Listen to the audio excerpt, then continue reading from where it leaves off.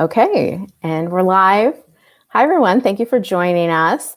My name is Carrie Luderin. I'm a professional organizer and interior designer based here in the Syracuse area. My company is called Pretty Neat, and I'm here once again with Cady Henry. She's a childcare expert with 10 plus years of experience. She's a mom as well, and we are continuing this series that we've been doing, talking about kids and organizing. Today we're doing something a little bit different. So we've been doing these conversations, Cady, for about a month now. Yes. And we've been covering different aspects of organizing stuff related to children. And that's been a lot of fun and I think really comfortable for both of us because it speaks to both of our areas of expertise. But with everything that's been happening in the last month or so with Black Lives Matter, with protests against police brutality, this is just a topic. Race and racism is just something that we both feel is something we all need to be talking about. And even though you and I are not experts on this, and we're actually very uncomfortable talking about this, we think we have to do it. And I'm not going to speak for you, but personally, I think that, this is just something that we need to normalize. We need to expect to feel uncomfortable about this stuff, but it's things that we need to be learning about, and we should be talking about it with each other and with other people. And do you have anything to add about kind of why we feel like this is an important thing to do? Absolutely. Yeah. Like you said, we're not experts and it's uncomfortable. Like I can feel it in my stomach. Mm-hmm. However, coming from this as a business owner, as you are as well, we have a platform where we can use that to speak up. We can use it to reach more people and give people more resources and get the information out there. As white women, we have an obligation at this point to start talking about race. And also, as a childcare provider, I can't sit back and say that my mission and philosophy with childcare is to keep children safe and give parents peace of mind if I'm not including the safety and peace of mind of Black mothers and fathers and Black children. And this is part of it. This is a discussion that needs to happen and the work needs to start. And the work starts by talking about it and getting uncomfortable with it. I think those are great points. And I think that it's something that is important to do right now. And I think for parents and anyone who's taking care of children, you have such an important role in terms of kind of breaking the patterns that we've had so long in society and helping children to grow into anti-racist adults. Yes. So I think this is relevant in that way to what you do in your work. Yeah, absolutely. Okay.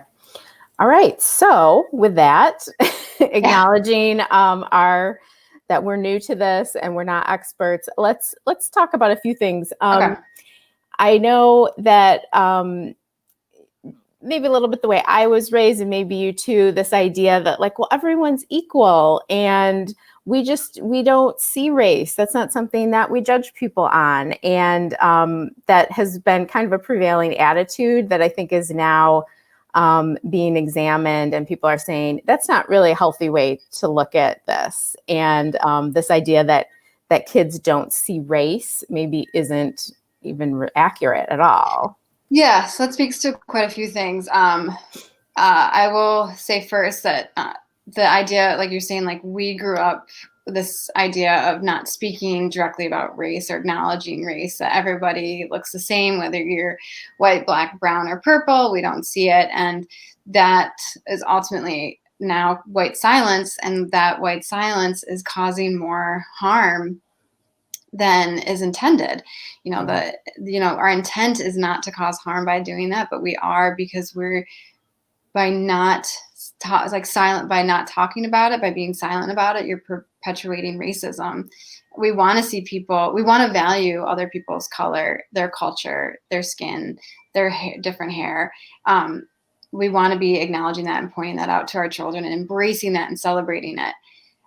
Like you were saying, kids actually do see race. So I have some crazy statistics on that. Mm-hmm. By 6 to 8 months, children recognize race. They typically around that age also start to show racial bias toward their primary caregiver's race. So if you're a white child with white parents, by 6 to 8 months, you are not only recognizing the different races, but you are also starting to show racial preference toward your own race again and biases against other race. By 30 months, which is just a little over a year old, Mm-hmm. children use race to choose playmates. And That's then crazy. That's so young. Yes, so young. Yeah. They're gravitating toward their own race again. Mm-hmm. And by 5, white children show strong bias toward whiteness. And by kindergarten, children show many of the same racial attitudes that adults in our culture hold. So they're in taking on the racial prejudice and biases of adults that we have and those racial assumptions. By kindergarten, they're experiencing that and illustrating that. That's pretty remarkable and kind of scary. Yeah. And I guess it just goes to show, how powerful socialization is. I mean, I think we need to acknowledge that we've all been affected by this, and we've been raised in a racist society, and that children, they're taking that in at a very young age. Yeah, that speaks to a great interview that I listened to with Robin DiAngelo on NPR, and she made the point to say we have been raised in a racist society, and it's no longer the question of if we've been affected by that, but how as adults and how as humans we've been affected by that. And like you're saying, being raised in a racist society, our children are absorbing that, they're learning from that, they're forming their own prejudice and assumptions on that. And if we're not speaking to them about these topics, then they're going to continue to perpetuate those racist ideas and prejudice. Wow. Yeah, I think this is something that, parenting is just so challenging in so many ways. And this is just one more piece of it. So what are some of the things that you're reading about having these conversations? I mean, it seems like, these biases are showing up in kids at such a young age that parents need to start addressing it really young. Yeah, it's never too, what I've been listening to and reading, the general consensus is it's never too young to start. I mean, if you look at the statistic alone, about 8 to 6 to 8 months already showing racial preference, it's really never too young to start talking and having these conversations with our children. I think, as parents, we want blueprints on how to go about this. We want a blueprint on how to go about just that would be great. Just tell us parenting in general. Tell us what people need to do, and it's that easy. Tell me how to raise them. Tell me what I need to do. There's no step-by-step blueprint for this conversation with your child. I will say what I've heard over and over again. There's a great account I found on Instagram, the mom psychologist, Dr. Jasmine. She says the first thing that we really need to do, however, as parents, is to sit down and do the work ourselves. So really reflect and unpack our own racial biases, prejudices, and do that internal work, do the work on ourselves. If we're not doing that work, how can we talk to our kids about it and model the behavior to our kids? So I will say, that's a good place to start to begin, is to really dig in and educate yourself as an adult and kind of try to unpack and unlearn what your racial biases. Right. So the things that people are talking about in terms of, reading about this. I know there's a lot of lists floating around about documentaries and, Black leaders in this movement to be following.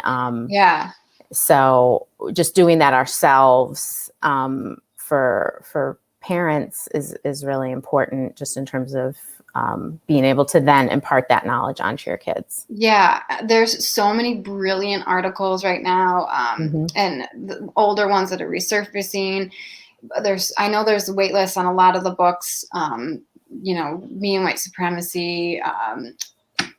Professor Ibram Kendi has written quite a few different books. I know a lot of those are waitlisted, but if you can get them from your local library, you can get them on Kindle or just sign up for the wait list, or also go to these activists and leaders. They have blogs, they have a lot of free resources. They also Yeah. have resources webinars and courses that you can pay to take. I will say what I've seen over and over again is, when you go to these places, please do not ask them to be your personal tutor. Don't Right. slide into their direct messages and ask them questions. Don't take advantage of this. Mm-hmm. If you can pay them for their work, absolutely do so. If you can't, there's other ways to do that, to help them out. You can share their work with your friends and other people in your life. But there's a lot of resources out there. Right. I hear you got a lot happening on your end. Yeah, the mailman someone's dropping off a package. So. Yeah. No, that's a great point about not, people are being really unnecessarily generous at this point. Like, leaders in this field do not owe us as white folks an education or to enlighten us, but they're doing it anyway. And you make a great point of, don't expect that for free. And if you can actually purchase their book, do it. If you can purchase their course or, support them in some way for the information that you're getting, that's important to keep in mind. Okay, great. So being an anti-racist person makes you more able to raise an anti-racist kid, is kind of the point that you're making. Yes. So I think, having the conversations is hard. I know children are really not great at understanding all the social norms and stuff, and that I would imagine as a parent, you're sometimes going to be in a situation where your kid's going to see a person who's Black or brown or of a different race, and they're going to say something inappropriate, or they're going to act in a way that is embarrassing to you. What do you have to say? So what I have seen over and over again in regards to that is, don't quickly react. Don't shut them down. I know it's going to feel uncomfortable or embarrassing if they point to a Black person or a brown person and point something out. If first we want to acknowledge that, yes, that if they ask a question like, or if they make a statement that they're Black or their hair is different, we want to say things like, yes, they're Black. Their skin tone is so beautiful. Yes, her hair is curly. Her hair is so beautiful. If they say something that might be more along the lines of a prejudice or a stereotype or an assumption, instead of immediately jumping on that and shutting it down, which I know is like that knee-jerk reaction, I totally get it. You want to approach it and say to them, what do you mean by that? Where did you learn that? What do you think that means? Why? And really get curious with them and dig into it with them and unpack it with them and understand where they're coming from and their feelings about this. If we jump on it and if we react really swiftly and quickly and negatively toward it, we're going to most likely embarrass and shame them. And they might not want to come to us with more questions. If we say to them, let's talk about it, and give them a safe space to unpack it and be curious about it with them and help guide them and support them, they're more likely to come to you and continue having these conversations. Because that's what we want. We want them to feel comfortable. We want them to be curious. And we want to admit when we might not know the answers, or when we make our own assumptions or mistakes, we can say to them, oh man, I just really made a poor judgment. I did something that I didn't intend for it to be racist, but it was. And we can talk about that. So you're kind of talking about the teachable moments where something either as you're personally is said, or a mistake that's made, or something that your child may say or do that's kind of inappropriate, to be able to really examine that with them and help them to kind of get at where that's coming from and why that's wrong. Yeah, and you can help give them the language and the tools that maybe they don't have, they're not equipped with, if you're talking about and having these conversations. That's really important too. And Yeah, like you just don't know what kids, if we're not talking about it, we don't know what kids are assuming. So the more we Mm. can talk about it with them, the more we can understand what they're thinking and feeling. Right, right. I think that's great. One of the things that has been striking me in learning more about the history of racism in our country is that, you know, my education was very incomplete, and I think we can all say that Oh, yeah. you know, that our education has been very much whitewashed, and a lot of things, particularly about slavery and civil rights movement and stuff, have not been we haven't been given the full picture of these events in our country's past, and it's really important for us to start unpacking that. So for parents who are maybe taking a more critical look at their kids' education, have you been reading anything about this, like how to go about this, whereas either you can make a difference in what schools are doing, or even just kind of picking up the slack at home?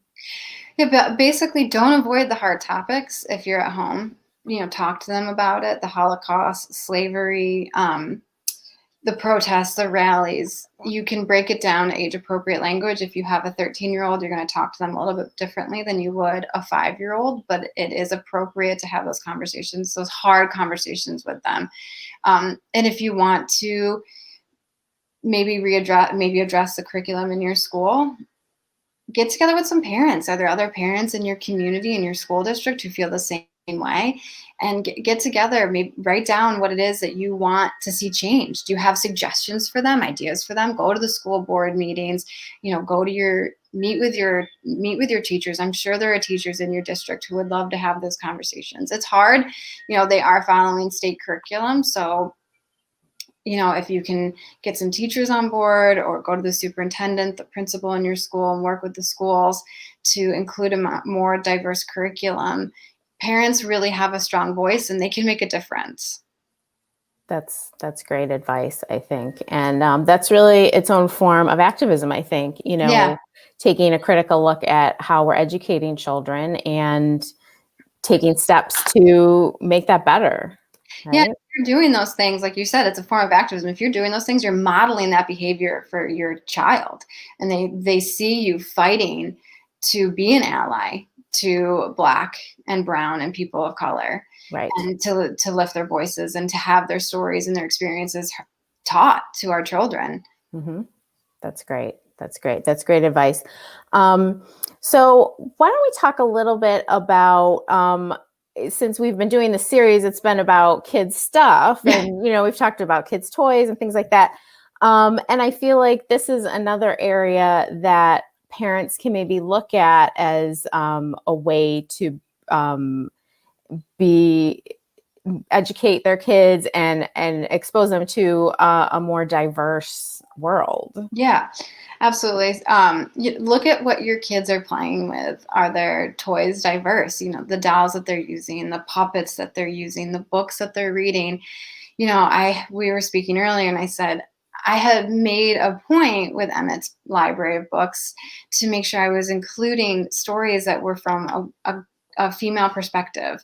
There are a lot of books out there where the main character, especially older ones, are from a male perspective, and I wanted to make sure he was getting that female perspective. And he even has some books that might be considered more feminine. Mhm. Uh, but as I curated his collection and recently looked at it, I realized I didn't really focus on diversifying race. And that's uncomfortable to admit, to look at, you know, look myself like in the mirror and acknowledge that, and realize I need to make an effort to really actively do that. But look at their toys. You know, you and I were talking about earlier too about a study that was done a few years ago where they would show Black children two dolls, a white doll and a black doll, and oftentimes they'd ask which doll is prettier, and the child would point to the white doll. Which doll is smarter, and the child points to the white doll. And it's heartbreaking. You Yeah. know, and I think I don't, you know, I don't want to generalize, but I do think that as white parents, we typically buy our children the white toys, and we see less often buying children toys of different races. Sure. Whereas you will often, you are going to see Black children, because that's what's available to them, playing with toys that don't really look like them. Yeah. So really look at the books that they're reading, the dolls that they're using, puppets, and the shows that they're watching, the music that they're listening to. Are you watching shows that show and movies that show diversity? Unfortunately, we don't see that a lot on TV. And same with music, like listen to music from all over the world and talk about it, and talk Yeah. about the differences and where it came from and the history behind it, and the history behind even music, American music. The banjo was a instrument that was played by gourds, by enslaved Black African Americans, Hmm. that has now been adapted as a white instrument.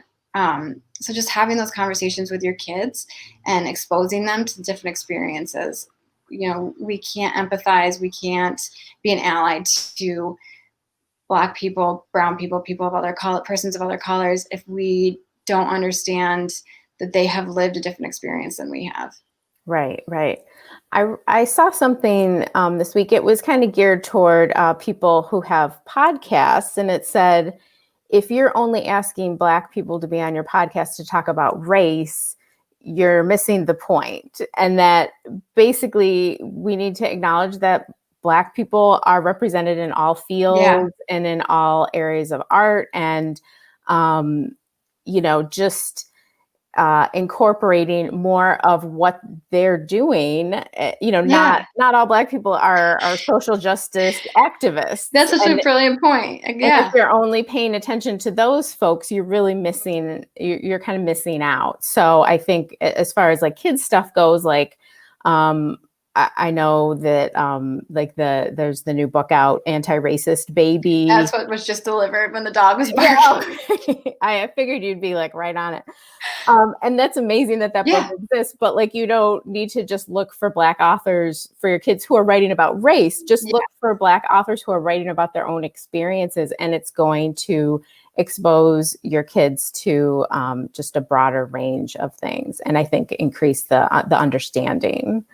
Yeah, that's such a good point. Like, definitely right now, we are looking toward Black people as the experts and the leaders in social justice, which is fantastic. And we need to be listening to We them need to do that. and do that. But you're right. Like, you can also easily then pigeonhole and just look to them for discussions on race when they have so much more to offer. They're doing every job. So every job. Exactly. So, okay. Well, I think that was most of our points that we wanted to make today. Is there anything else that we haven't touched on that you wanted to bring up here, Cady? I don't think so. I will read. There's a quote by Edmund Burke that I had seen recently about goes back to the idea of not seeing color. And the quote is, I don't see color is not the goal. I need you to see color, because if you don't see color, then you don't see the experiences of people of color. If you don't see the experiences of people of color, then you become blind to the injustices that are happening. Then you sit idly by and do nothing. And the only thing necessary for the triumph of evil is for good people to do nothing. Wow. Okay. That's really powerful. And I think that's a great point to wrap up on. I know that you've compiled a list of some resources that you've found helpful in this. Yes. And so we'll link to that below the video. So if folks are looking for more information, and I would be interested in continuing this conversation as we're kind of reading more and learning more. We can maybe continue to share that with our audience. Absolutely. But this felt a lot. I feel a lot less unsure of myself speaking on this than our usual topics, but I'm hoping that we can just kind of open up the conversation. And if people who are watching have other resources to share, or other things that around this topic or about organizing and kids stuff, please leave them for us. And we're going to continue to have these conversations in the future. Yes. So, all right. Yeah. So with that, we'll wrap things up. Cady, as always, great talking with you. Thanks for doing a lot of research for us to be able to share today. And we will talk with everyone soon. Yes. Thank you so much. Bye, Okay, guys. bye. Bye.